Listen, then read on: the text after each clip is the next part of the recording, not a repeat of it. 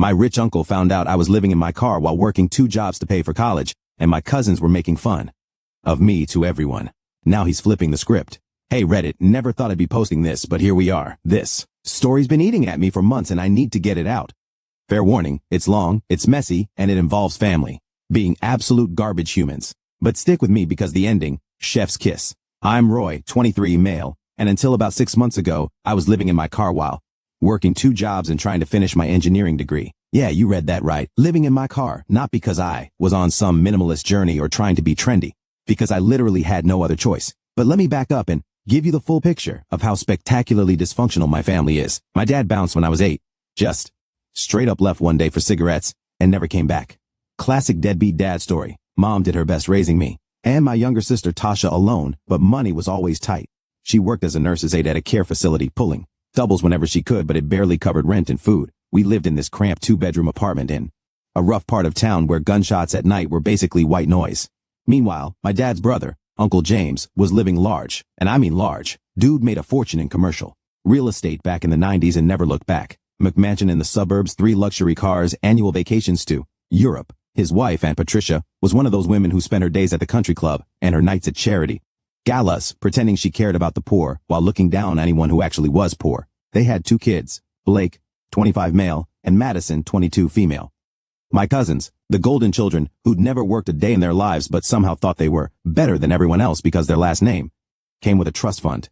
Here's the thing about rich relatives. They love to talk about family and helping each other out.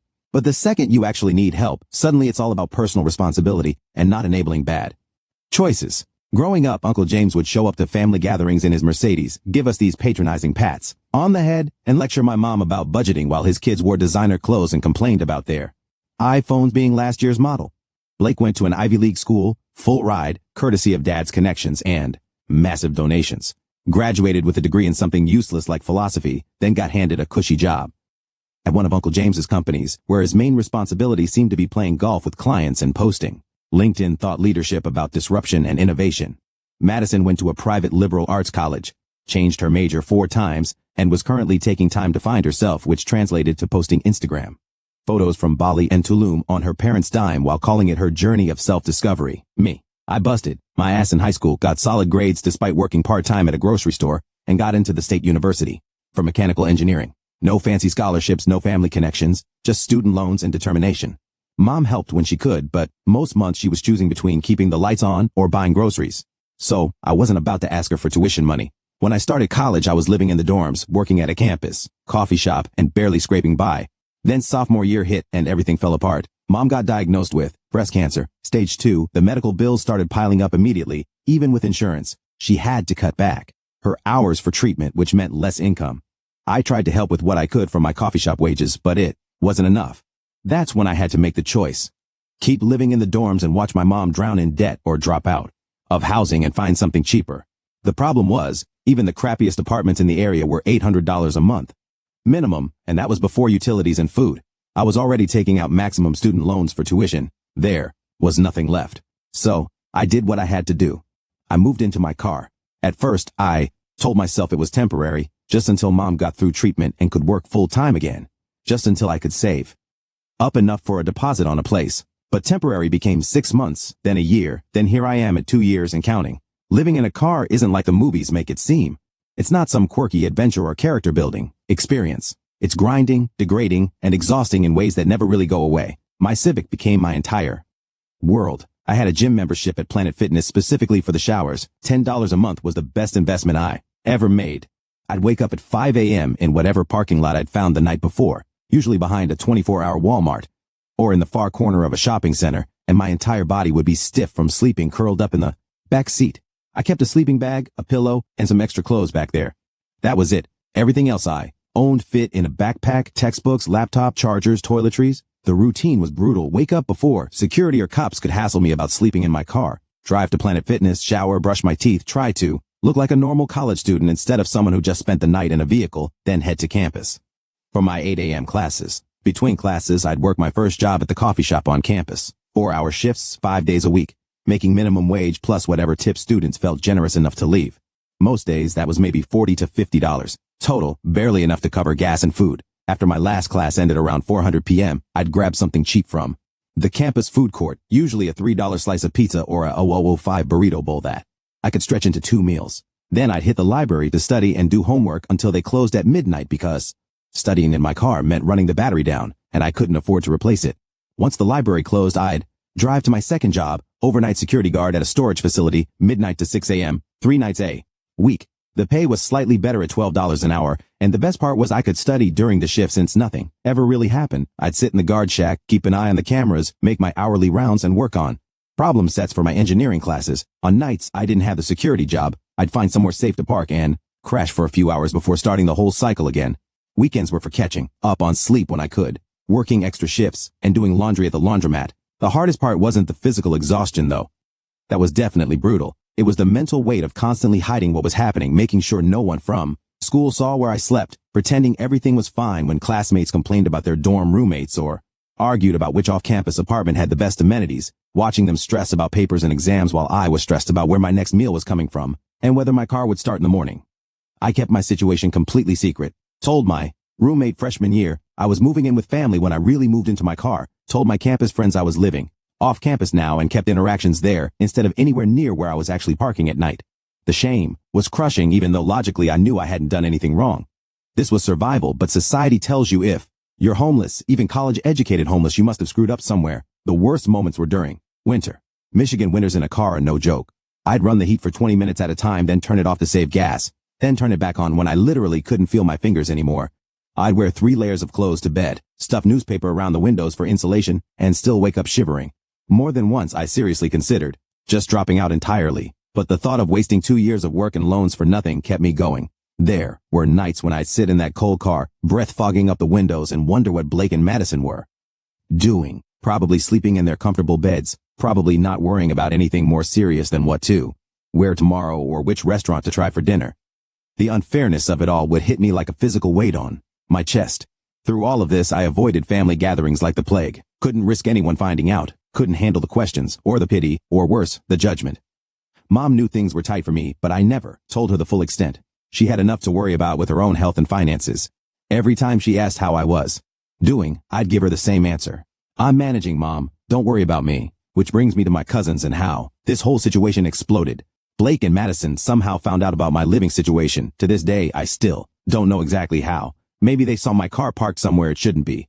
Maybe they heard something from a mutual acquaintance. Maybe they hired a private investigator because they were that bored and petty. But about 6 months ago, they found out, and instead of showing an ounce of human decency, they turned my tragedy into entertainment. It started with Blake. I hadn't seen him in over a year when I ran into him at a gas station near campus.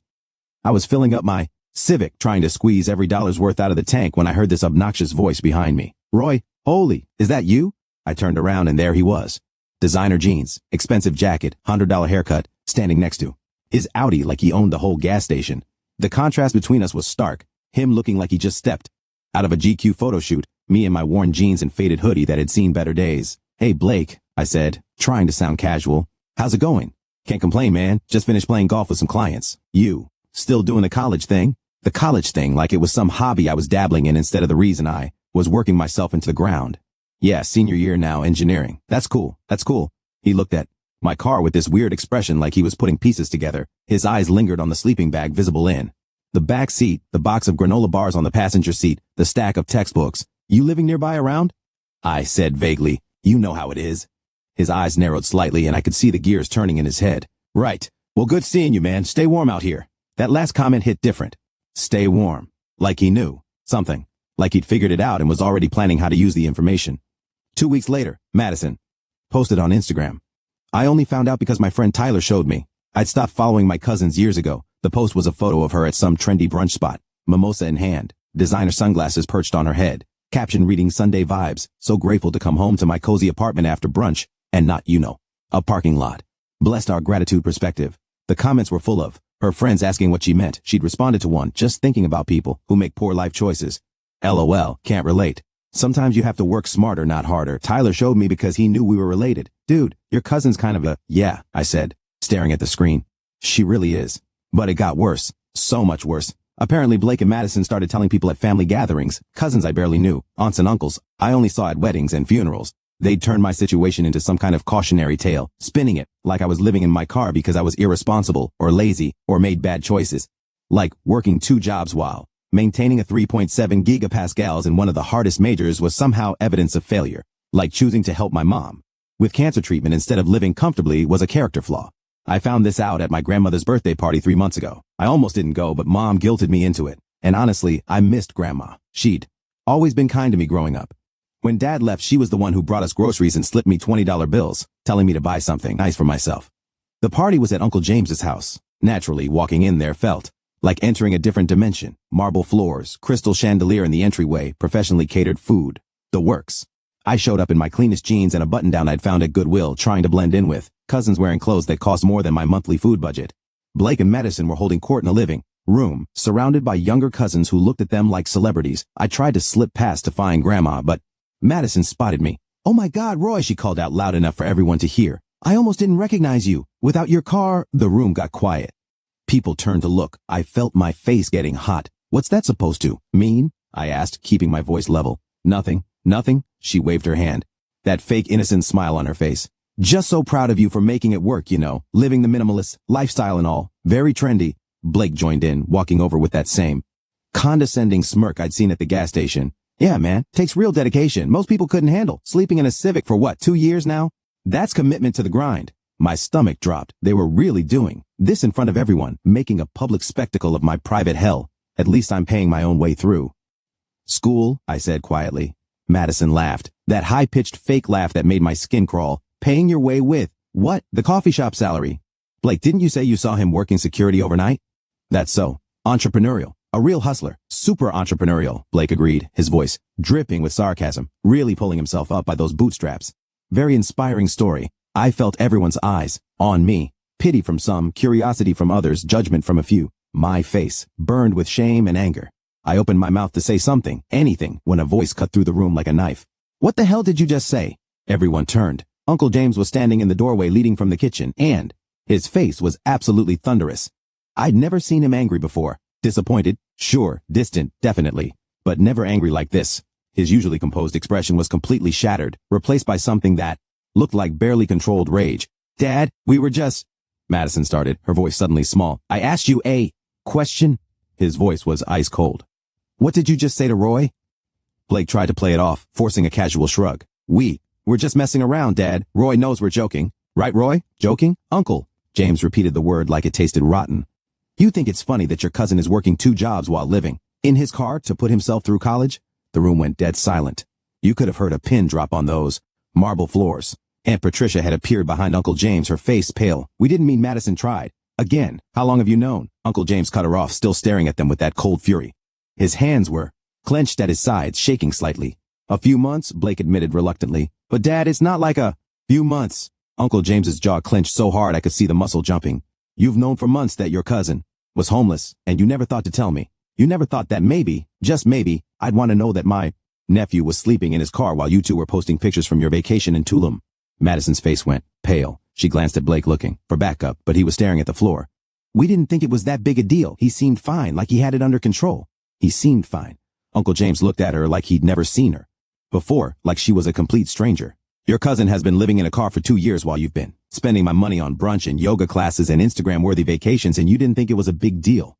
He turned to me then, and his expression shifted from anger to something I'd never seen from him before. Genuine concern mixed with what looked like shame. "Roy, is this true? You've been living in your car?" I wanted to lie, wanted to say Blake and Madison were exaggerating or confused or making it up for attention. But I was so tired of lying, of hiding, of pretending everything was fine when it absolutely wasn't. Tired of carrying this secret around like a weight on my chest. "Yeah," I said, my voice barely above a whisper. "Since sophomore year, after Mom got sick and I had to choose between paying for housing or helping with her medical bills." The room stayed silent. Several of my aunts and uncles looked genuinely shocked. My cousin Tyler looked horrified. Grandma, sitting in her chair by the window, had tears in her eyes. Uncle James closed his eyes briefly, took a deep breath, then looked at me again. "Why didn't you tell me? Would it have mattered?" The words came out. Before I could stop them, raw and honest. "You never asked. You never checked in after Dad left. You just showed up to family dinners once or twice a year and talked about your real estate deals while Mom worked doubles to keep us fed. Why would I think you'd suddenly care now?" He flinched like I'd slapped him. "Roy, it's fine." I cut him. off, grabbing my jacket from the back of the chair. I've managed this long, I'll keep managing. Thanks for the party, Grandma. Happy birthday. I turned to leave, couldn't stay in that house another second. The walls felt like they were closing in, everyone's stares burning into my back. But Uncle James called after me. Roy, wait. I stopped, but didn't turn around. My hand was on the doorknob, ready to escape. Give me your phone number, your real number, not the old one I have saved from when you were a kid. Why? I asked, still not turning around. Because apparently I've been an uncle who didn't notice his own nephew was homeless, and I'd like to try changing that if you'll let me. I almost kept walking, almost told him it was too late, that I didn't need his pity or his money or his guilty conscience. But something in his voice stopped me, something genuine that I'd never heard from him before. Maybe it was exhaustion. Maybe it was desperation. Maybe I was just tired of doing everything alone. I gave him my number without looking at him, then walked out into the cold night air. That night, sitting in my car behind the Walmart where I usually parked, trying to get warm enough to sleep, my phone buzzed. A text from an unknown number. This is Uncle James. Tomorrow, 9 a.m., meet me at Denny's on Main Street. We need to talk. And Roy, thank you for giving me a chance to make this right. I stared at that message for a long time, reading it over and over, trying to figure out if this was real or if he'd wake up tomorrow and forget all about it. If this was just guilt talking, and by morning he'd be back to his usual distant self. Finally, I typed back, okay. Then I curled up in my sleeping bag, set my alarm for 5 a.m., and tried to sleep. Didn't work. I spent most of the night staring at the ceiling of my car, wondering what tomorrow would bring. The next morning I showed up at Denny's looking like absolute death. I'd worked the security shift the night before because I couldn't afford to miss it. Got maybe 2 hours of sleep in my car after the party and hadn't had time to shower at Planet Fitness yet. Uncle James was already there, sitting in a corner booth, 2 cups of coffee waiting on the table. You look terrible, he said as I slid into the seat across from him. Thanks. You look rich. The words came out harsher than I meant them to, but I was running on fumes and couldn't summon the energy to be polite. He actually smiled at that, small and sad. Yeah, I do. He pushed one of the coffees toward me. Drink, then I want you to tell me everything start to finish. Don't leave anything out. I want to understand what I've been too blind to see. So, I did. Told him about Mom's cancer diagnosis, the medical bills that kept piling up, the choice between dorms and helping her. Told him about dropping out of housing, the 2 jobs, the Planet Fitness membership, sleeping in my car through 2 Michigan winters. Told him about eating 1 meal a day to save money, about the shame of hiding it from everyone, about the crushing loneliness of going through this alone. He didn't interrupt, just listened with this expression that got more and more pained as I went on. When I finished, he was quiet for a long moment. Then he said something I never expected. I'm sorry. For what? For not being there. For you? For your mom? For any of it? After your dad left, I told myself I was giving your mother space to handle things her way. I told myself she was too proud to accept help, that she'd ask if she needed it. Truth is, I was avoiding the guilt of watching my brother abandon his family while I was too busy building an empire to care about the people he left behind. He met my eyes. That was wrong. And what happened last night with Blake and Madison, that was unforgivable. They're your kids. You don't have to. Yes, I do. They're adults who thought it was funny to mock someone for being in an impossible situation. Adults who knew their cousin was homeless and turned it into entertainment for their friends. That's not how I raised them. Or at least that's not how I thought I raised them. He shook his head. Clearly, I failed somewhere along the way. He pulled out his phone, typed something, then showed me the screen. A bank transfer confirmation. $25,000 to my account. What is this? I asked, my heart racing. My hands started shaking, making the coffee cup rattle against the saucer. Back pay for 2 years of being homeless while I lived in comfort and ignored you. While your cousins made fun of you and I raised them to think that was acceptable. It's not enough, Roy. It's not nearly enough, but it's a start. Uncle James, I can't. Yes, you can and you will. His voice was firm, but not unkind. That money is yours, no strings attached, but I'm also offering you something else. He slid a folder across the table.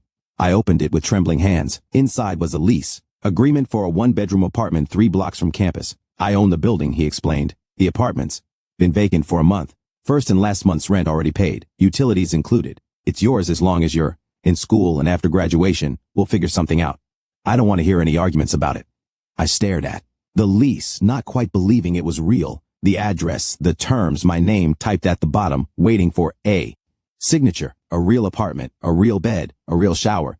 The simple things I'd taken for granted before sophomore year and desperately missed every single day since. Why are you doing this? My voice cracked. Because I should have done it 2 years ago. Hell, I should have done it the day your dad left. Because your family and I failed you in every way that matters. He paused. And because seeing what my kids have become is a wake-up call I apparently desperately needed. They're spoiled, entitled, and cruel. I did that. I let that happen. But I can start fixing it now. What about Blake and Madison? His expression hardened. They're being cut off. Effective immediately. No more trust fund access, no more apartment rent paid, no more credit cards, no more car payments. Blake's fake job at my company where he does nothing but golf with clients. Gone. Madison's finding herself. Tour of Southeast Asia. Over. They want to be independent. Adults who look down on people actually working hard. Fine. They can figure out how real life works without my money propping them up. I felt a mix of satisfaction and guilt at that. Uncle James, you don't have to punish them on my behalf. I'm not punishing them on your behalf. I'm giving them the education they should have gotten years ago. They need to learn that actions have consequences, and that mocking someone in your family for struggling isn't just cruel, it's unacceptable. He leaned back in the booth. Besides, I'd like to actually get to know my nephew, the real one, not the one I've been ignoring and failing for 2 decades. That conversation happened 4 months ago. Let me tell you what's happened since. I moved into the apartment Uncle James provided that same week. The first night I slept there, I actually cried. Having a real bed, a shower I could use whenever I wanted, a kitchen where I could cook actual meals instead of eating gas station food. It was literally life-changing. I stood in the shower for 30 minutes that first night, just letting hot water run over me, washing away 2 years of living rough. I still work the coffee shop job because I need spending money, and I genuinely like the routine and my CO workers. Plus, the free coffee doesn't hurt. But I quit the overnight security gig. For the first time in 2 years, I'm sleeping through the night, instead of catching a few hours here and there between jobs and classes. My grades have actually improved now that I'm not constantly exhausted. Uncle James and I have dinner once a week now. Sometimes it's fancy places he picks, trying to make up for lost time. Sometimes it's the sketchy Chinese food place near campus that I love because they give huge portions for cheap. He asks about my classes, my plans after graduation, what engineering projects I'm working on, actually listens to the answers, remembers details, and asks follow-up questions the next week. It's weird having a real relationship with him, but it's good weird. The kind of weird that feels like maybe family is supposed to feel this way. The $25,000 he gave me is sitting in a high-yield savings account. I've been using it to pay down my student loans aggressively and setting some aside for after graduation when I'll need deposits and furniture for my own place. Uncle James keeps offering to pay off the loans entirely, but I told him no. Some things I need to do myself. He respected that, said he understood and hasn't pushed. As for Blake and Madison, the cutoff hit them catastrophically hard. Blake's living in a studio apartment in a rough part of town now, the kind of neighborhood I used to live in with Mom. He's working retail at a department store for the first time in his life. Minimum wage, no health insurance, constantly getting yelled at by customers and managers. He called me last month, voice desperate, begging for advice on budgeting and how to make $1,200 a month cover everything. I gave him the number for Planet Fitness and told him the $10 membership is worth it for the showers and the gym access. Told him ramen is cheap, but you need to add vegetables or you'll get sick. Told him thrift stores have decent work clothes if you know where to look. He didn't find any of it funny. Kept asking when I thought his dad would come around and ease up. I told him that was between him and Uncle James. Madison moved back home with Uncle James and Aunt Patricia after running out of money somewhere in Bali, having to call home begging for a plane ticket after her credit cards got declined. She's working as a server at a chain restaurant now and absolutely hating every second of it. Uncle James told her she needs to save up 6 months of rent before he'll even consider helping her get her own place again. Last I heard, she's 3 months in and miserable. She posted on Instagram about learning humility and finding herself through struggle, which got absolutely dragged in the comments by people who saw through her performative. Someone commented, maybe you should have thought about humility before mocking your homeless cousin, and it got 300 likes. She deleted the post an hour later. The best part, they both tried reaching out to apologize. Blake sent this long text about how he didn't realize how his words could hurt, and he was sorry for not being more supportive during a difficult time. Said he was going through a lot right now and hoped we could rebuild our relationship because family is important. Madison tried calling multiple times, finally leaving a voicemail where she was crying about how she just wants her family back and how she never meant to be cruel and was learning so much about herself through this experience. The manipulation was so transparent, it was almost impressive. I didn't respond to either of them. Deleted Blake's text, deleted Madison's voicemail. Uncle James asked if I wanted to have a family dinner where they could apologize, properly face to face. I told him maybe someday, but not yet. Right now, I'm focused on finishing my degree, maintaining my GPA, and preparing for the future.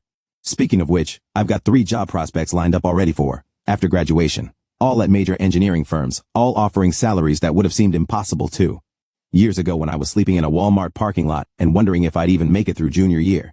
The interviews went well, really well. Turns out working 2 jobs while maintaining a 3.7 gigapascals and living in your car shows the kind of work ethic and problem-solving skills that engineering firms value. One interviewer actually asked about the gap in my housing on the background check form. I was honest about it. Figured they'd find out anyway, expected it to be a problem. Instead, the guy conducting the interview looked at me differently after I explained. Asked a few follow-up questions about how I manage time and stress. 2 weeks later, they offered me the job. Said my demonstrated ability to succeed under adverse conditions was exactly what they needed. Starting salary is $73,000 plus. Benefits. I almost cried when I got the offer letter. Mom's in remission now, by the way. The cancer's gone, and she's back to work full-time at the care facility.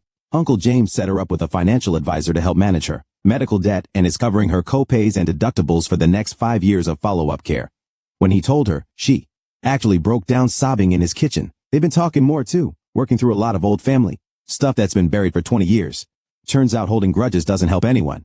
Mom told me she's proud of me last week, not for getting the job or the good grades, but for surviving the last 2 years without becoming bitter or giving up. Said she wished she'd known how bad things were so she could have helped, even though logically there was nothing she could have done. I told her she'd help by teaching me to keep going even when everything sucks. She cried again. We both did. Grandma told me she's proud of me too. Said she knew I was going through something rough but didn't realize how bad it was. That she wished I told her.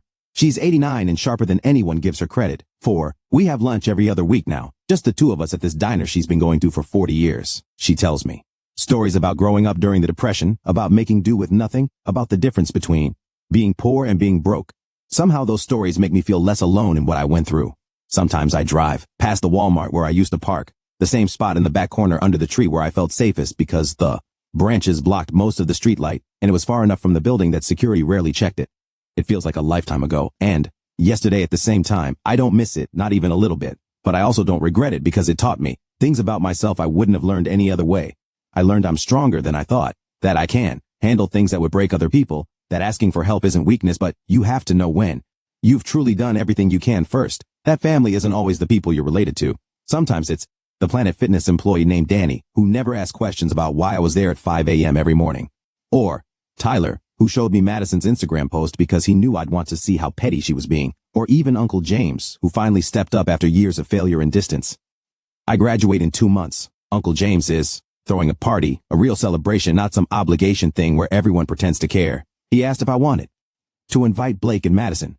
I said no, but thanks for asking and respecting my decision. He just nodded, said he understood completely, and changed the subject to whether I preferred Italian or Mexican food for the celebration. This whole experience has taught me something important. Sometimes the people who should help you won't, and sometimes the people you never expected will step up in ways that change your life completely. Uncle James flipped the script not just on Blake and Madison, but on himself too. He looked at what he'd become. Absent, neglectful, raising entitled kids who mocked their cousin for being homeless and decided to be better. Actually took action instead of just feeling guilty. That's more than most people do when confronted with their failures. As for Blake and Madison, I don't know if they'll learn anything from this or if they'll just resent me forever for ruining their lives by existing and being honest about my situation. Honestly,